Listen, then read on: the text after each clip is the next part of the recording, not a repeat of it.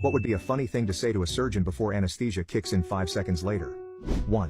The last time I tried to say something funny right before surgery, they were about to put me out and I said, "Go easy on me, doc, it's my first time." I gave a little chuckle and so did the doctor. He then picked up a scalpel and said, "Don't worry, it's my first time too." And then I promptly blacked out. 2. Right before I went under to have surgery on my septum, I was about to start counting backwards before they put the mask on. Does anyone need anything while I'm out? The last thing I remember was an OR room full of people hysterically laughing. 3. I was being wheeled into emergency abdominal surgery once and my girlfriend was with me. We're rolling down the hall and they have the mask out to put me under and I pause and say to her, "Don't let them touch my little fella."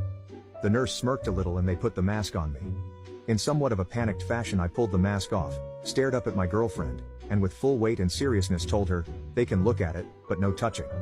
I heard the doctor laughing as the gas kicked in. 4.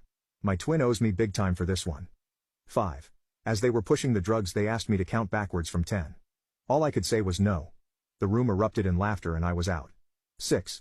If I don't make it through this, tell my wife I want her to be buried alive with me. 7.